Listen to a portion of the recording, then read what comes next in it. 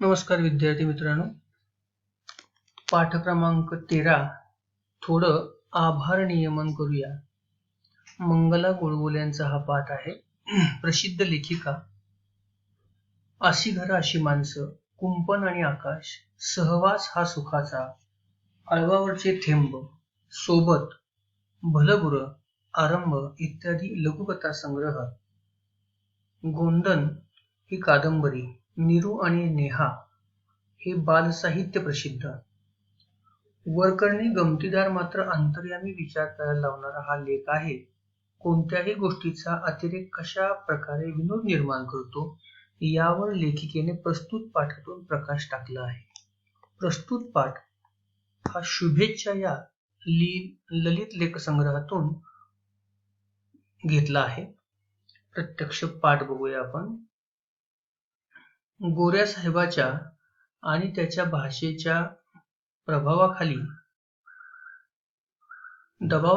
मोठ्या झालेल्या आमच्या पिढीवर गोऱ्यांचे शिष्टाचार या गोष्टीची अंमळ जास्तच मुद्रा उमटली.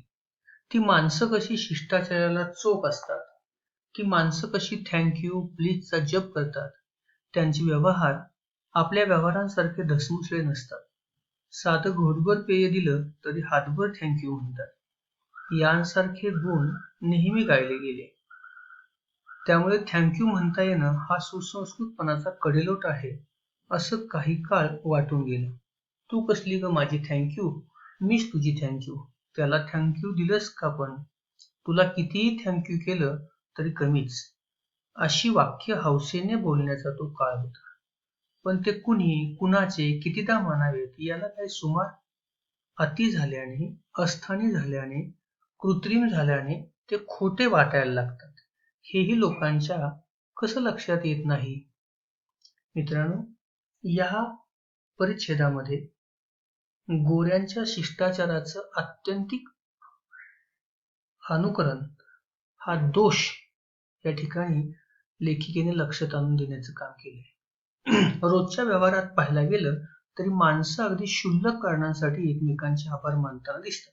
नुकतं बोलायला लागलेल्या मुलालाही सर्वात पहिल्यांदा थँक्यू, थँक्स, थँक्यू वगैरे म्हणायला शिकवतात.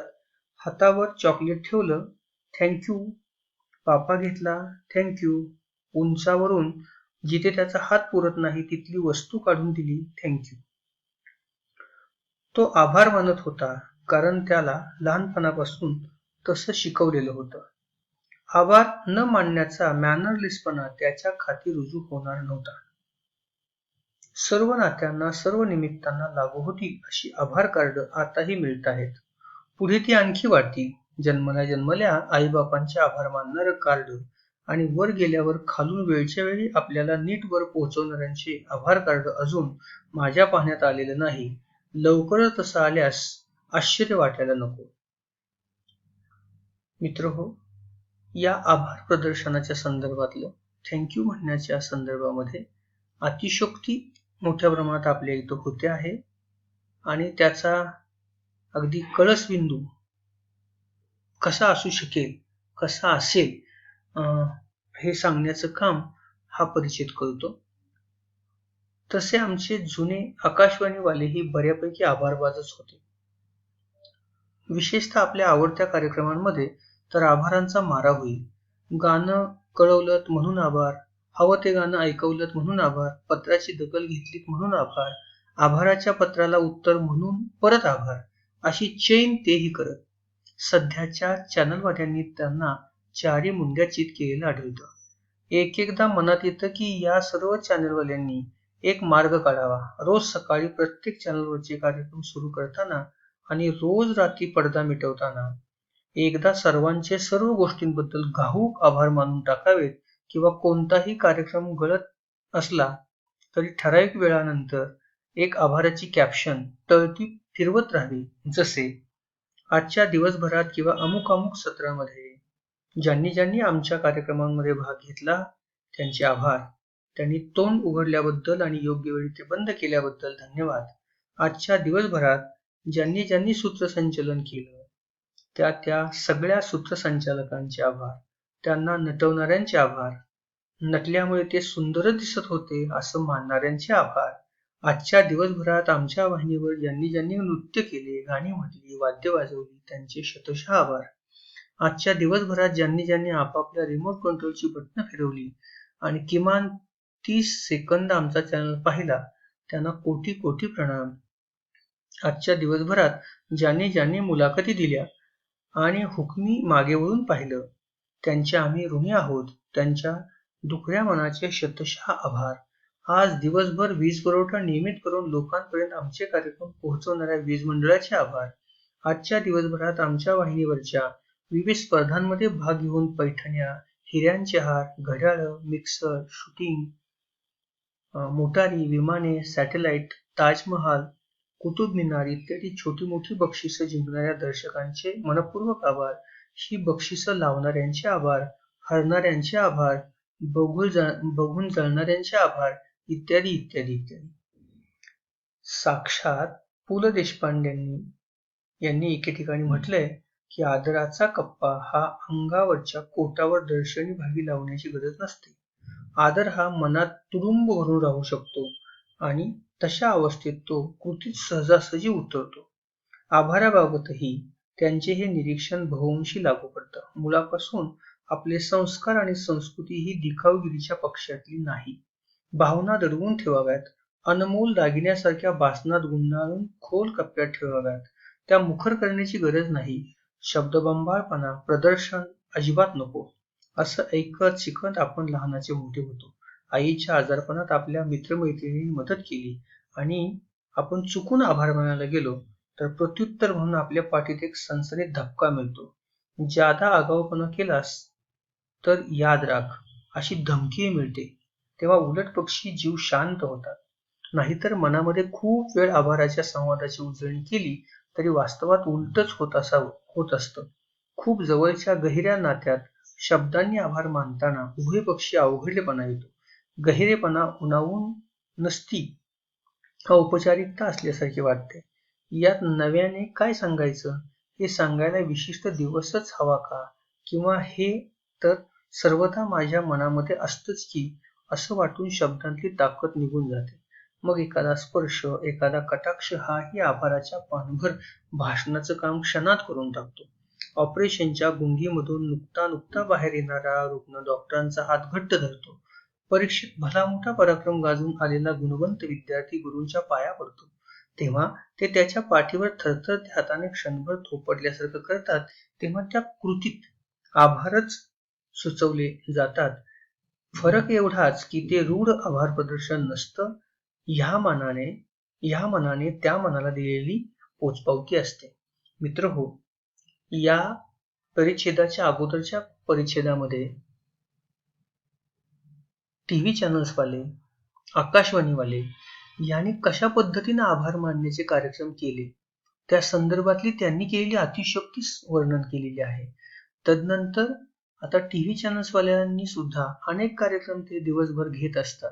त्या प्रत्येक वेळेला प्रत्येकाचे आभार, प्रत्येकाचं स्वागत आणि सगळंच अतिचं होतं. आणि म्हणून लेखिका एक उपाय सुचवतात की दिवसभरामध्ये जेवढे काही कार्यक्रम झाले त्या सर्व कार्यक्रमांना ज्याने सहभाग घेतला, ज्याने ते कार्यक्रम पाहिले, आणखीन अशा सर्व घटकांचे आभार मानण्याची एक तळटीप कायम फिरत राहावी किंवा तळटीप येत राहावी. वीज पुरवठा करणाऱ्या कर्मचाऱ्यांच्या पासून ते अगदी प्रेक्षकांच्या पर्यंत सगळ्यांचा आभार मानावेत, पण ते तळटीपेमध्ये मानावेत. आणि ते एका कार्यक्रमाच्या द्वारे मानले तरी हरकत नाही, पण दिवसभर तोच आभार प्रदर्शनाचा कार्यक्रम नको आहे. अशा पद्धतीचं त्याने काही सुचवलं आहे. आणि तदनंतरच्या नुकताच आपण वाचलेल्या आत्ताच्या परिच्छेदामध्ये पु ल देशपांड्यांचा एक संदर्भ देऊन लेखिका सांगतात, आपल्या आदराचा कप्पा, आपल्याला दुसऱ्याबद्दल जो आदर वाटतो त्या आदराचा कप्पा अंगावरच्या कोटावर दर्शनी भागात लावण्याची गरज नाही. म्हणजेच काय तर मनामध्ये आदर असायला हवा आहे. तो वरवरून दाखवण्याची, अनेकदा तो बोलून दाखवण्याची आवश्यकता नसते. किंबहुना तसंच काहीसं आभाराच्या बाबतीत सुद्धा आहे. आभार सुद्धा प्रत्येक वेळेला मानलेच पाहिजेत, किंबहुना ते प्रत्येक वेळेला शब्द बंबाळ प्रदर्शन आपण करायलाच पाहिजे असं नाही. तर त्याने एक उदाहरण दिलं लेखिकेनं की आईच्या आजारपणामध्ये एखाद्या मित्रानं आपल्याला मदत केली असेल तर त्या मित्राचे जर आपण आभार मानायला लागलो तर तो आपल्या पाठीत धक्का मारतो आणि तो आगाऊपणा जास्त करू नको असं म्हणतो. याचा अर्थ असा की प्रत्येक ठिकाणी आभार मानण्याची गरज नाही. तो एकमेकाच्या मनाला घातलेली साध असते. डॉक्टरांचा हात धरणारा आणि नुकताच ऑपरेशनच्या गुंगीतून बाहेर येणारा जो पेशंट आहे तो डॉक्टरांचा हात घट्ट पकडतो, किंवा एखादा विद्यार्थी यश मिळवून आल्यानंतर गुरूंच्या पाया पडतो तेव्हा थरथरत हाताने थोपटणं, या सगळ्या गोष्टींच्या मध्ये सगळं आभार सुचवले जातात. प्रत्येक वेळेला ते मुखर करण्याची किंवा तोंडाने सांगण्याची आवश्यकता नाही. पोचपावती मनानं मनाला दिलेली असते, किंबहुना मनापासून मनाला मिळालेल्या अशा आभाराचे अनेक नुसत्या नजरेच्या कटाक्षातून सुद्धा आभार मानता येतात असं सुचवावयाचं आहे या परिच्छेदामध्ये. आयुष्यात बऱ्याच गोष्टी या संयुक्त व्यवहारातून होत असतात. लेखक आणि प्रकाशक, गायक वादक, कलाकार रसिक, दिग्दर्शक आणि नटमंडळी ही जोडीनेच काम करणार असतात. व्यापाराचं, अर्थकारणाचं टोक कदाचित दोघांपैकी एखाद्याच्या हातात जास्त पक्का असेल तर हा व्यवहाराचा भाग झाला. अंतिम उत्पादन, कलाकृती उत्तम व्हायला हवी असेल तर प्रत्येकाने आपापली भूमिका चोख बजवावी लागते. तो अलिखित नियम असतो. सहभागी झालेली मंडळी प्रौढ, समंजस असतील तर त्यांना याची स्पष्ट कल्पना असते. आमचा सिनेमा, आपलं पुस्तक, आमचं नाटक असे शब्दप्रयोगही ते सर्रास करत असतात. तेव्हा चांगलं हस्तलिखित दिल्याबद्दल प्रकाशकानं लेखकाचे आभार मानणं याची फारशी गरज नाही. लेखकाला एवढीच कृतज्ञता वाटली तर तो पुढचं याहून चांगलं हस्तलिखित त्याच प्रकाशकाला देऊ करेल, आपली निष्ठा कृतीनं सिद्ध करेल. दोघंही एकमेकांच्या उपकाराच्या ओझ्याखाली दबण्यापेक्षा नव्या जोमानं पुढच्या कामाला लागणं पसंत करतील. तेव्हा अनेक गोष्टी अशा आहेत मित्रांनो, म्हणजे एखादं नाटक तयार व्हायचं असेल, एखादा सिनेमा तयार व्हायचा असेल, एखादं पुस्तक तयार व्हायचं असेल तर त्या प्रत्येक वेळेला त्या गोष्टी समाजाच्या समोर येत असताना अनेक लोकांचं त्यासाठी योगदान लाभलेलं असतं. तर अशा वेळेला प्रत्येकानं सारखं एकमेकांचा आभार मानण्यापेक्षा आपल्या कृतीतून ते आभार मानावं. एकमेकांच्या उपकाराच्या ओझ्याखाली लपण्यापेक्षा पुढच्या अनेक चांगल्या उत्तम कलाकृती देण्यासाठीचा प्रयत्न करावा आणि त्याच्यामध्ये आपलेपणा असावा. म्हणून तर शब्द आलेत, आमचा सिनेमा, आपलं पुस्तक, आमचं नाटक. ह्या पद्धतीने ते आपलेपणानं केलं जावं अशी खरं तर अपेक्षा लेखिका इथं व्यक्त करतात. पण हे सगळं कधी पुढचं काम करायचं असलं तर आभार मानणं, उपचार पाळणं एवढंच काम ज्यानं करायचं असतं त्यांनी ती चैन का करू नये? तशा चैनीचे दोन तीन आविष्कारही मला बघायला मिळालेले आहेत. अतिपरिचयात अवज्ञा म्हणतात तशी या आभार, धन्यवाद, अभिनंदन, शुभेच्छा वगैरे शब्दांची अलीकडे फार फरफट झालेली दिसते आणि कित्येक माणसं ते वापरताना गल्लत करतात. गेल्यासारखं समोरच्याचं काहीतरी मानून टाकायचं एवढं खरं. एका लग्नाच्या स्वागत समारंभाला गेले होते तर स्टेजवरच्या नवरदेवाला खालून येणारा मित्र गदगदा हलवून म्हणाला, थँक्स फॉर मॅरिंग हर, लग्न केल्याबद्दल मनपूर्वक आभार. तेव्हा हा जो अतिशोक्तपणा आहे थँक्स म्हणण्याचा, तो कुठं करतो आहोत आपण किंवा कोणत्या ठिकाणी करतो आहोत याचंही भान नाही अशी काहीशी अवस्था समाजातल्या अनेक लोकांची झालेली दिसते. किंवा त्याच्या अतिशोक्तीचा म्हणजे कडेलोट झालेली अवस्था आपल्याला बघायला मिळते. अशा वेळी फार वाटतं भारनियमन खूप झालं, त्याविषयी खूप लिहून बोलून झालं, आता थोडं आभार नियमन करायला लागूया. त्या शब्दांमधला जिव्हाळा आणि भावनांची ऊब संपेपर्यंत ते ताणायला नकोत. हाती ताणल्याने मन शुष्क व्हायला नको, सगळं घाईघाईनं संपवायला नको.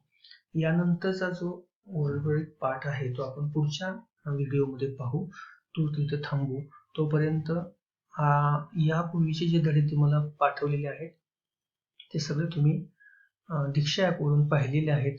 काही व्हिडिओ क्लिप पण टाकलेले आहेत. त्या सगळ्या गोष्टी पाहत राहा, बघा आणि स्वाध्याय पूर्ण करा, अभ्यास नियमित करा. धन्यवाद. पुढच्या क्लिपमध्ये उर्वरित पाठ आपण पाहू. आता थांबूया.